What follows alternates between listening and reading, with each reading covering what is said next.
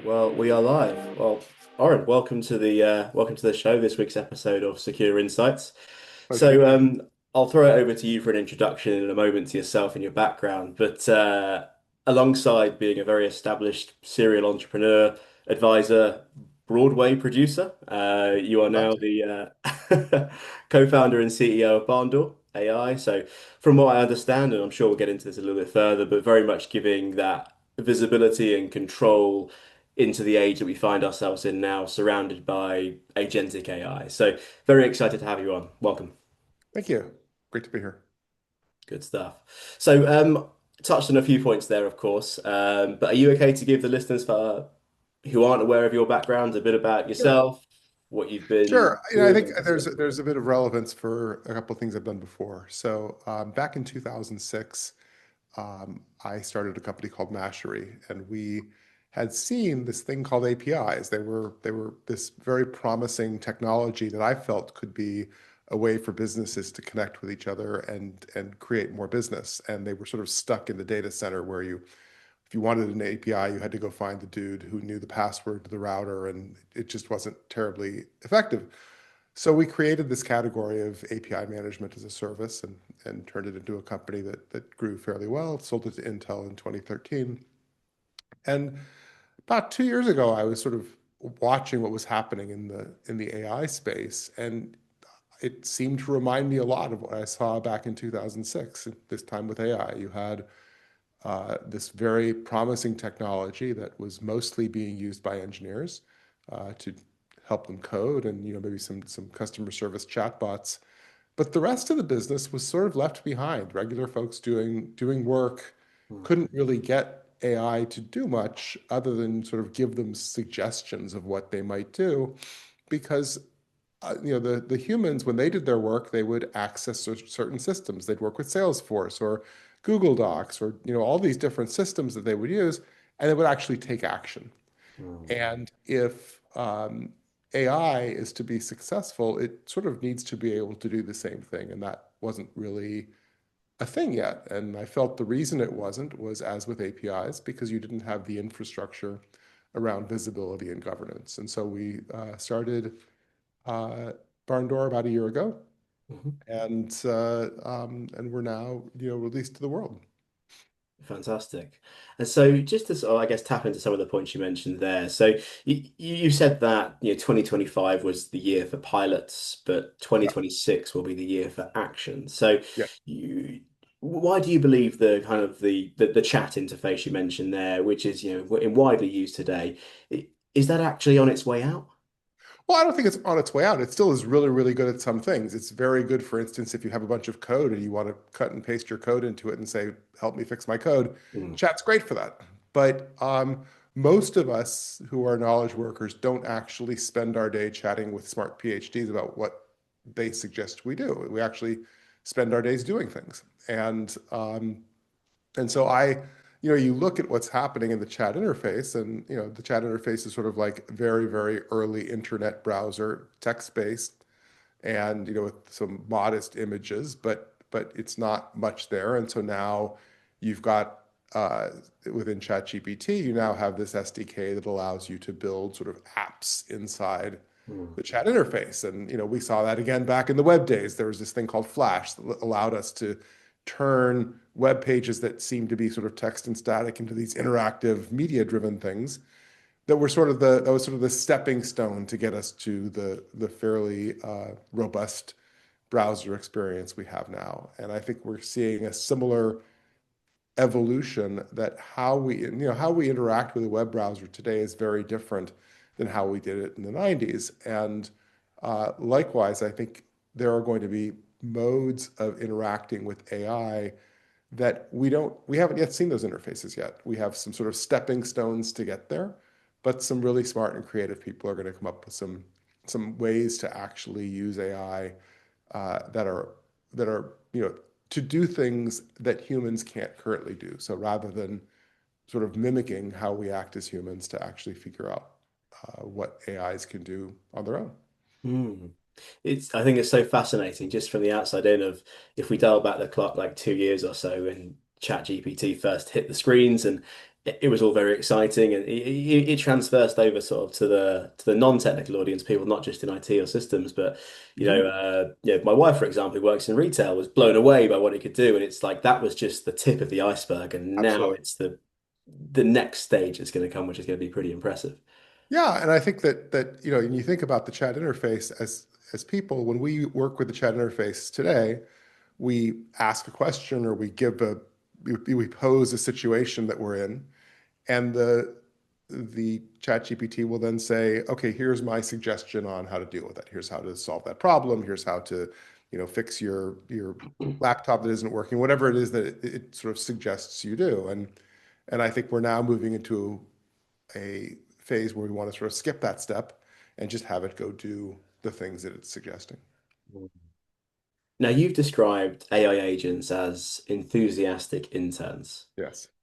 Are you able to shed a bit more light on that metaphor? When we as humans come into an organization and get a job, we bring with us our internal governance. We have in my case, I have, many decades of experience in business. And so that informs me of what I should and should not do and allows me to say, gosh, I'm allowed to delete all the Salesforce opportunities, but that'd be kind of dumb and I'm not going to do it.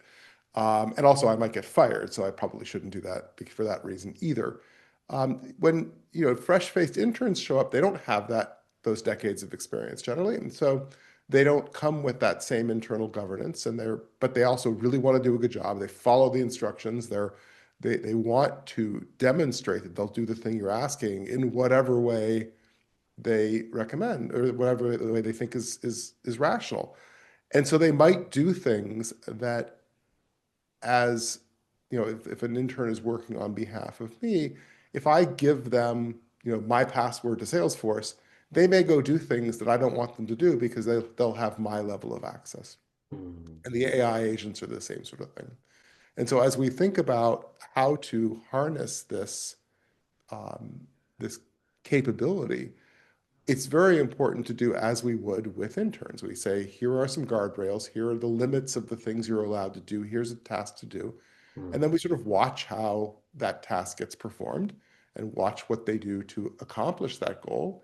And if they're making rational decisions and doing rational things, you begin to trust them more, and the guardrails are lowered a bit, and rinse and repeat. mm, And we've found that with implementing agentic systems, that's a really great way to sort of approach it. To say, we're dubious of what they're going to go do. So we're going to make sure that the things they're allowed to do are only the things that are consistent with the job at hand, which means that every time you have different things for agents to do, you probably need different guardrails for them. mm. Hence a need for sort of a robust and fairly granular governance system to manage that. Mm. And just, pointing to your example you used there around, an agent could, in theory, use your login credentials for Salesforce, delete all the lead data. Is this the type of thing that you could potentially make this a nightmare for a CIO? Yeah, and it's also a nightmare for a CIO for a few reasons. So CIOs and CISOs and security folks in general are they've spent their careers understanding how to mitigate against bad people outside who are beating down the door to come in and try to do bad things. Mm, But in this case, you're managing an internal threat of someone who is absolutely authorized to do what they're doing, using a tool they're authorized to use, and yet bad things still happen. And that's not the usual realm of a CIO. And in some senses, that's the realm more of like the Salesforce administrator, if it's Salesforce, mm, right? Your average CISO doesn't know the ins and outs of every single app that the company is using. And so you kind of have to manage this as a sort of a team effort between the CIO or CISO and then the people who are actually administering these, the line managers, maybe HR. There's a broad range of folks who will ultimately sort of have a hand in figuring out what the right guardrails are. mm. Which kind of, I guess, ties in with the whole, like, I guess, a governance gap piece. I wanted to sort of drill into your and pick your brain around, really. So you mentioned that the IT departments basically need to become HR departments for AI agents, which I think is a pretty Yeah, interesting way of putting it. So indeed, what does that indeed. look like? Well, what does an HR department do? They provision. You have a new hire. The HR people turn on the HR people turn on access for things. They establish what people are allowed to do. They onboard them, they give them some context, and then um, they actually do things like help evaluate their success and Mm, help see if they've actually are doing the right things, and potentially they're involved in deciding that certain employees shouldn't be there any longer. And that's what you're going to have to do with agents as well, in a sense. so how would you go around, I guess, that quote unquote interview or firing of a digital agent? Well, fortunately, one of the nice things about agents is, unlike humans, you don't feel bad. It's not like, oh my God, the kids aren't able to go to their school anymore.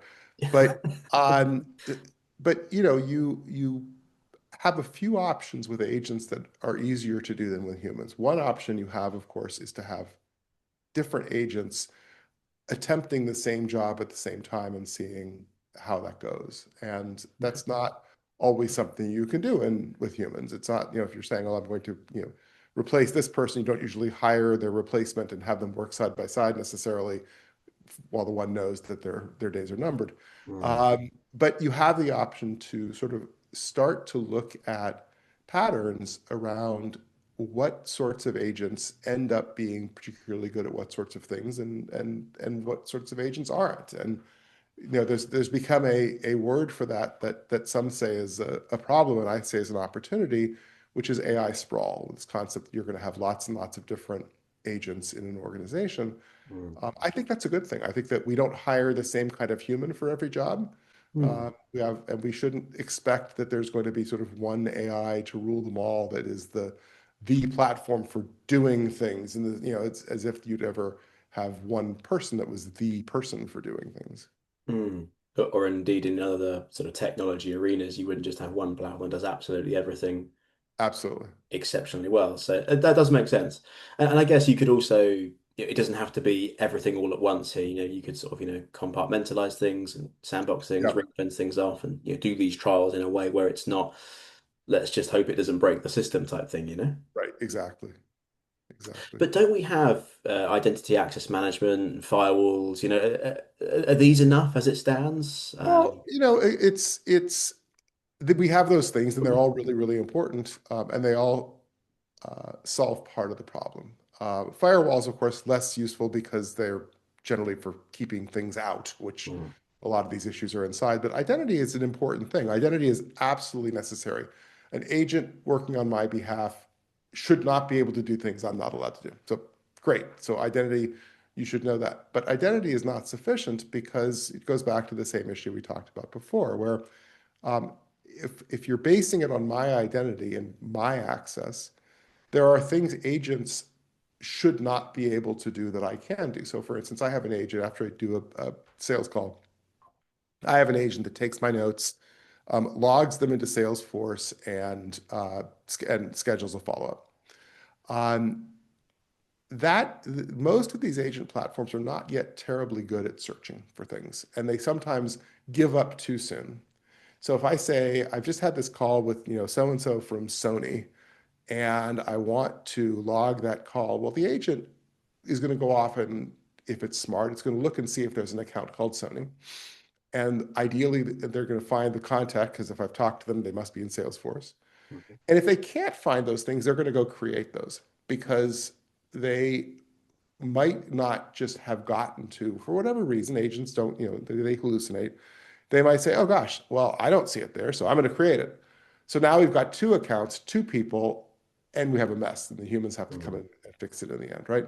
So I limit what that agent's allowed to do. That agent is not allowed to create anything other than the task itself and the follow-up. Because if it can't find the thing, I don't want it messing up the data. Even mm, though I'm allowed to create it, I don't want it creating it. And so, you have a lot of things like that where since agents, you think about API management worked because you had this set of tools, this set of things you could do with an API. And you had a programmer on the other side who made a deterministic program that said, this program is going to do these things with that API. And agents and AIs are not deterministic. They're basically, okay, I see tools, I'm going to go do stuff. And it's, when you can't be sure exactly what's going to happen, you want to make very clear that identity is a subset of the information that needs to know. You have to have the identity, you need to know the agent and what you can and can't trust it. What tool are they trying to use? What specific thing are they trying to do? Sometimes it's context. You can say, you're able to, we have one agent that one of our customers uses where it has access to accounting data to create reporting, but they don't want to attempt to create reporting from a partial quarter. Mm. So when that agent calls accounting information, it is barred through our system from looking at current quarter data. And that way, there's no risk that it's going to accidentally report a partial quarter. It's things like that you want to put in place to make sure that identity is not the only kind of governance that you need to work with. Mm. So really, if you have an AI agent here, you give it a password to your tool set, you're in a way you might be asking for a little bit of trouble there. So Yeah, let's set things yeah. up Well, prior. and so what we're seeing as a result of that is a lot of these, and of course, it's a protocol that we haven't used the letters yet, but there's a protocol that agents are using now called MCP, Model Mm. Context Protocol. Um, and what we're seeing is that companies are publishing these MCP servers, these capabilities for agents to access them, but they're giving them very limited rights. Many of them are read-only. They're sort of locking down things so that nothing bad can happen. And the key to governance is not to keep bad things from happening. Yes, you want to do that, but you also want to allow good things to happen. And if you merely lock everything down and say, okay, we're going to make sure that nothing bad is going to happen here, you can probably be rest assured that you're not going to get a lot of value out of your agents either. Mm. So then it becomes what's the point in actually doing it? Yeah, We're better off not doing exactly. it, you know? Yeah. Exactly. And so then you end up with these agents and the use cases you see are essentially reporting automation, which is lovely, but it's not nearly the kind of productivity that we should be expecting to see from the investment that's being made. Yeah, indeed. And you mentioned the MCP there, so let's get into that. So you've compared MCP to Adobe Flash, and you mentioned Flash earlier in the call. So it's does that mean is it doomed? And if it is, No, should MCP. CIOs be I'm worried? looking more. I think more the SDK inside ChatGPT is the Okay. AWS Flash equivalent. But MCP, I think yes, MCP is doomed, and not because there's anything wrong with MCP, but because always the first protocols they change, right? Part of it is that MCP has already been changed multiple times. It was announced a little over a year ago. It's probably been used at all for maybe 6, 8 months. And yet we've already had significant changes to the protocol in the past, 3 or 4 months, and we're going to continue having them. I have two full-time employees who do nothing but keep track of what's happening with MCP and how it's evolving to make sure that Wow. our customers have access to all the features that they should, right? And so MCP is going to evolve, AI is going to evolve, and maybe MCP extends and becomes uh, a protocol that lasts. And maybe it just evolves to a point where we're still calling it MCP, but it doesn't resemble what it looked like when it was born a year ago. Yeah, you look at all the protocols. You look at 802.11 Wi-Fi, right? Um, that's evolved quite a lot since the initial um, days of wireless networking, and there's all kinds of protocols. HTML, of course, it continues to evolve all the time. So yes, it's still HTML, but it is quite different than what it looked like when it was first created. I got you. So on that, just finally on the MCP piece, if I'm a CIO, should I be worried about adopting this? Well, you should be worried. You should be worried in a few ways. You should be worried about not adopting it because if you're Mm. not adopting MCP, then you're holding your organization back. But you also need to be aware there's a bunch of things happening with MCP. So MCP by itself doesn't have any security. It's merely a pipe that lets things, access to a toolbox and a series of ways of alerting your AI to the tools that it has at its disposal and what it can do with them. And so um, if you basically have this toolbox available, well, first of all, you need to make sure that the tools you're providing access your folks with access to are in fact the tools they need. MCP's got a funny thing, and the models have a funny thing where if you open one MCP server a a model and say, okay, here's the access the MCP server for Salesforce. It's like, great, go look at that and you can make a call, it'll do stuff. But the fun and the value is doing things across different tools where you have your MCP for, you're working with Salesforce and also Slack and also, Google Docs and whatever it is all together. The challenge is that the way that MCP and models currently work with MCP is if you ask it to do something with the MCP, the first thing it does is it goes out and it looks and says, what are all the MCP tools I have? And it downloads the entire spec for all of them. And then it says, okay, what shall I do? Well, it gets kind of confused by that. And it also burns a lot of tokens. Sometimes it basically, you say, go do this. And it says, I just looked at all the tools and I've already ran out of context space, right? So part of what needs to happen is you need your MCP control plane to have awareness of what the model is trying to do and only present the relevant tools so that you're only seeing those things, then you're not blowing up your context window and also sort of just confusing the model entirely. If it starts looking at tools and it sees tools for HubSpot, even though you've told it to go do something in Salesforce, it's going to might try to do that in HubSpot because it saw those tools first. Mm. And sort of managing that context gets very, very important. So, when you say should CIOs be, concerned about it, uh, yeah, I think that you want to manage it correctly and make sure that that you're making it available to your team as you should. But it's also incredibly powerful, and there's folks doing things with MCP right now that are really delivering a ton of value to their companies. So, and again, we have a lot of history of technology that was initially fearsome Mm. and now is there every day. I remember when companies were adamant that they would not allow BlackBerries and mobile email because my goodness, that's not secure, right? Mm. And I think that ship sailed quite a long time ago. And wireless networking and all these Yeah. different sorts of things Cloud is another that one, we yeah. now the cloud, right? We take all these things for granted as being enterprise secure that initially were not necessarily Mm. so. I guess that's kind of human nature in a way, without getting too sort of, I don't know, what's the word here?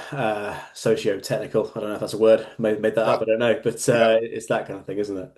yeah, Now, Oren, you've warned about the silo trap that the companies are walling off their AI and single vendor yeah. ecosystems that could fail, and perhaps maybe this, quote unquote, lazy architecture it will kill off 40% of AI projects. Are you able to speak to that a little bit?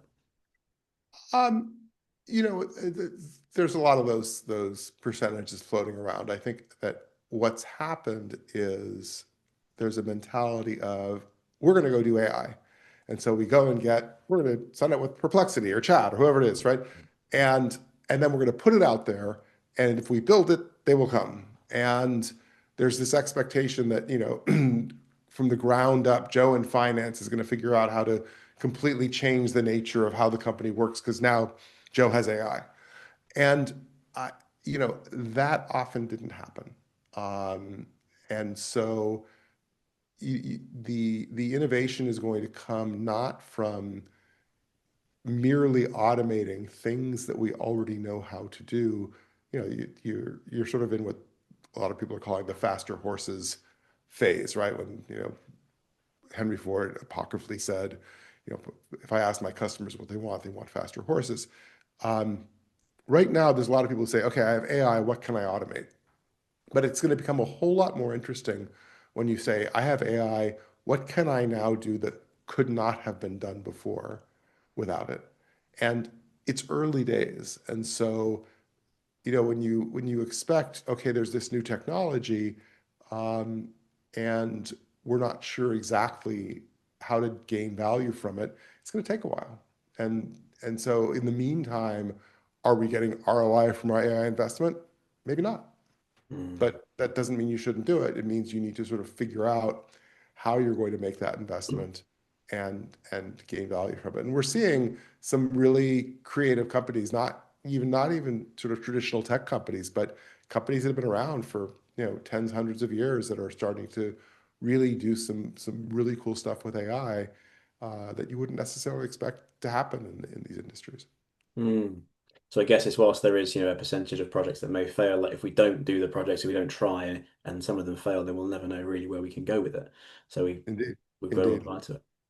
You touched on this point earlier around, a few years ago, a decade ago, perhaps we had this whole bring your own device, which was Yeah. kind of this We this have bring your own terrifying AI thing. now. Bring your own AI. Yeah. What is this? Is it shadow AI? Is that the Shadow problem? AI, sure. It's shadow IT. We had bring your own device. We had back in the day when yeah, I keep on beating up on Wi-Fi, but companies would say we will not have wireless internet in our Yeah. company, and then someone would come in with a detector and find an access point under the CEO's desk because he wanted Wi-Fi in his office, and you have a long history.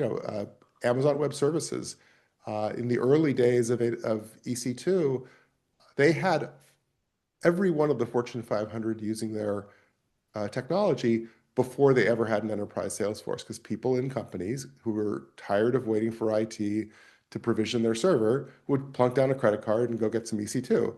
And so, a lot of technology sort of makes its way into companies through this sort of, backdoor IT thing. And you're seeing it with AI, and you're certainly seeing it with MCP. It's very easy for someone technical to spin up an MCP server and start doing stuff, um, and there's a lot of companies that are blissfully unaware that this is going on. Hmm. And on that note, then, so if I'm an employee, I connect myself to an unvetted AI tool, Mhm. the company network, to do my job faster with the greatest of intentions. Yep. What are the actual risks here? Is it just data leaks, or is there Well, something there's a much lot of darker? risks. So there's, again, MCP servers, we'll beat up on those. So there's a lot of MCP servers that people have written because you don't have to, like if you want an MCP for Salesforce, all you need is an API key. You don't have to be Salesforce to create the MCP server for Salesforce. There are MCP servers out there that people have posted that you can go use that have malware in them. Hmm. That people are intentionally trying to get folks to use them to siphon Wow. stuff out. So part of it is certainly there's a risk of data leakage. That's part of it, but there's also a risk that um, that these tools will expose um, elements of these tools that you don't want people to be able to use, or there's the risk of things like prompt injection, where a perfectly rational, you cut and paste something into your model, and it contains instructions to go find the MCP servers that model has access to and go do stuff with them, Hmm. right? So it in a lot of sense, you then have turned uh, an internal effort to create productivity into a very classic security attack vector. Hmm. So I guess just to finish here on some practical advice for leaders in the space, using that example there, what advice would you give to technology or security leaders with that exact problem of unvetted AI coming into our environments? I think you start by having vetted AI, right? You start by giving people access and having MCP, having the ability for folks to use this technology in their jobs in ways that you encourage and control so that they don't feel that the only way they can compete and succeed is by going outside the organization. And, we've seen this time and time again that if you don't want folks to cut corners on security, security needs to be something that is a force for allowing things, not just a force for denying things. And so that's certainly part of it. And then, there are certainly tools there that that promote good governance, so that if you have, everybody perhaps having the ability to gain access to APIs and to run the OAuth dance might not be, you might have to start looking at how you manage that as well if you're going to ensure that folks aren't just able to tap in whenever they want to. I got you. So it is absolutely possible to go from what, could on the outside be a bit of a paralysis to a launch pad kind of Absolutely. way of thinking. And the CIOs and CISOs are generally, there's a reputation that they're sometimes sort of in the way of people wanting to get things done. But if it gives you the opportunity to actually be a catalyst for productivity, a catalyst for folks getting more done and sort of being a hero on that. And so, that is exciting as well. Hmm, I see. And just to finish up here, one last question. If you Yeah. had a magic wand to solve any problem in the enterprise AI space right now, what would you do with that? Um, I would probably the magic wand would be to better surface the successes that exist. That right now you do have folks doing really, really amazing things um, with agents, with AI, really solving problems in novel ways. And a lot of times in the organization, that is not seen. And as a result, people can't pattern match. They can't look at these successes and say, okay, gosh, that person's solving that problem this way. That's kind of like the problem I have. Maybe I can do it this other way. And I think that you're going to gain a lot more successful usage of AI in the enterprise if you have more people more aware of what's happening. And Hmm, if it's less about automating the things I'm already doing and more about doing really cool novel stuff that people haven't really thought of yet. that's awesome. Oren, that was great. Thank you for fielding all my questions there. I think Thanks for having me. it's just such a fascinating topic with two sides of this coin of the great and wonderful that we don't even know AI could do yet, Yep. flipped with the if it does go west, it could really go west. So Yeah. thank you for sharing your thoughts and You bet. let's chat again Thanks. soon. Talk soon. Thanks.